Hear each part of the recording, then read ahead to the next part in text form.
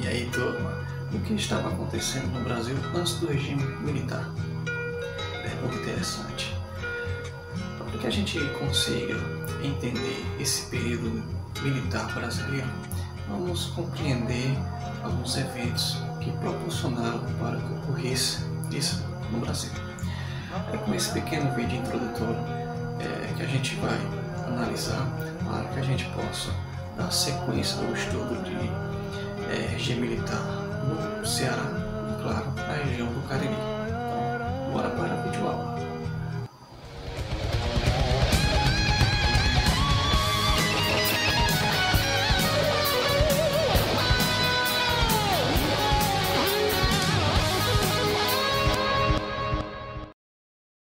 Dando sequência à nossa videoaula, a gente passa aí por esse período do regime militar brasileiro que dura 21 anos, sendo 16 atos institucionais que sobrepõem a questão da Constituição brasileira.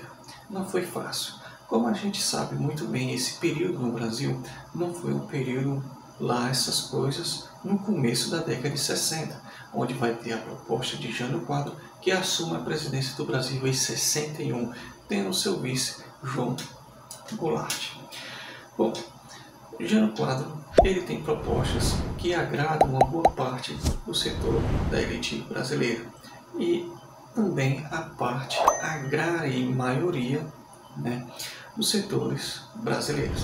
Porém, no momento em que ele vai se aproximando mais do lado da esquerda do Brasil, a outra classe já não quer mais saber dessas suas ideias e ele começa a quebrar acordos e fazer acordos com quem não devia para os olhos da outra classe, a classe da ala direita do Brasil.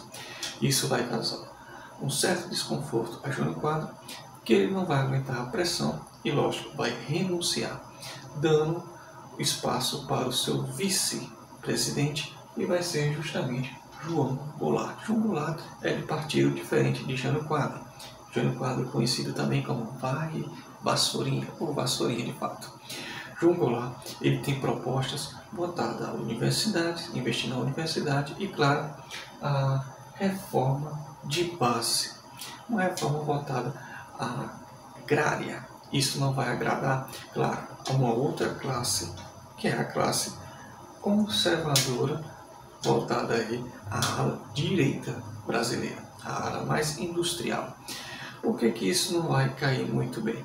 Vamos ver aí o discurso da posse de João Goulart para que a gente possa dar sequência aí à nossa aula. Sejam tranquilos que dentro em breve esse decreto será uma realidade e realidade há de ser também a rigorosa e implacável fiscalização para que seja cumprido o decreto. A proposta principal de João Goulart era justamente a reforma agrária, e a mais polêmica. Por quê? Porque a classe conservadora e latifundiária não queria dar os seus terrenos à classe do povo que não tinha terra. E a proposta principal de Jânio Goulart era justamente fortalecer essa base agrária no Brasil. Isso não agradou em nada, a favor justamente em nada ao seu governo, que tinha uma certa fragilidade porque não conseguia fazer acordos, nem mesmo com os próprios militares, do qual João Goulart tentou fazer alianças. Isso proporcionou com que eventos que estavam causando naquele período, justamente por uma ala ideológica de uma guerra de confronto sem ser armado indireto, foi justamente a questão da Guerra Fria entre Estados Unidos e a União Soviética.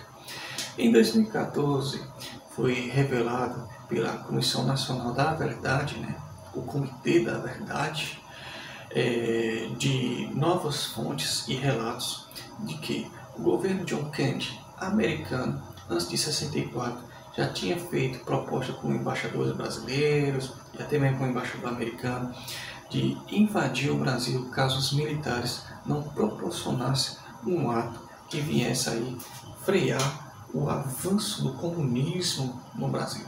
Por quê?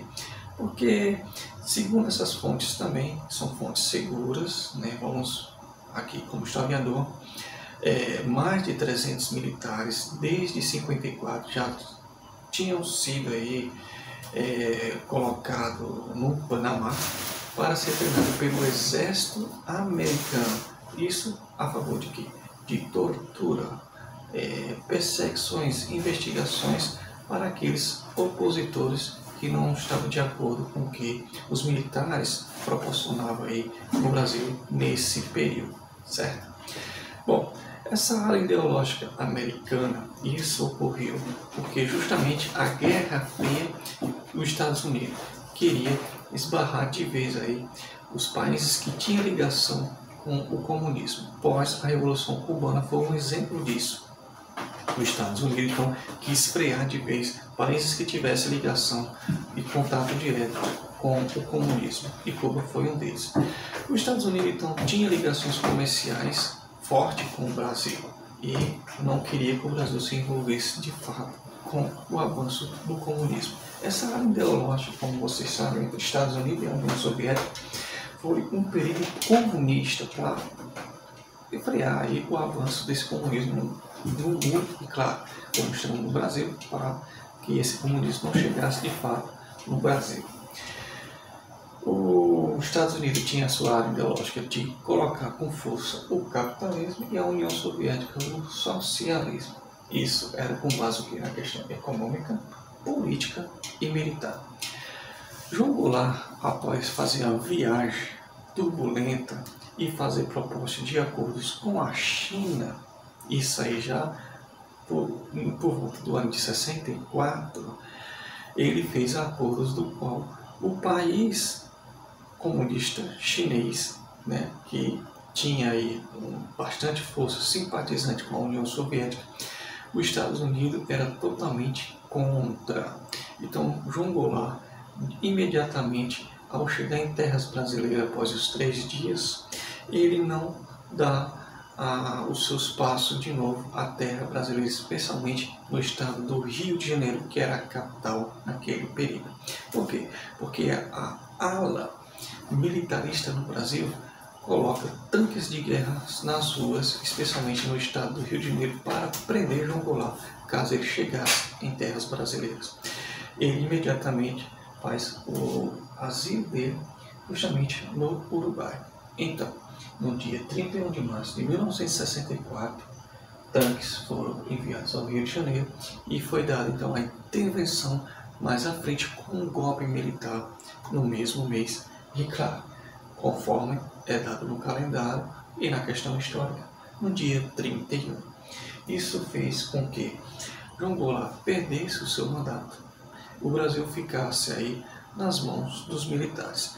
E no mesmo ano, após março, em 15 de abril, Castelo Branco, um militar, né, ele toma posse e se inicia aí o regime militar brasileiro até no ano de 1985. O general Castelo Branco se torna um presidente militar, fazendo as suas intervenções, claro, dando forças aí aos militares e à boa classe que estava aí contra a área ideológica comunista no Brasil. E isso traz determinadas partes na história do Brasil, com relatos tristes, perseguições, mortes aos seus opositores a este regime. É com essa videoaula aqui, turma, que a gente vai finalizando aqui. E, claro, lembrando que essa aula é só para a gente ter uma noção básica no estudo regionais para dar sequência às outras sobre o regime militar brasileiro no Ceará, no estado do Ceará e na região do Cariri, sul do Cariri, lógico. Então, espero vocês na próxima aula. Forte abraço a todos. Releiam aí o texto do qual eu vou colocar, do qual tudo que eu falei aqui vai estar com mais detalhes. E é isso. Aguardando a todos. Forte abraço mais uma vez e até mais.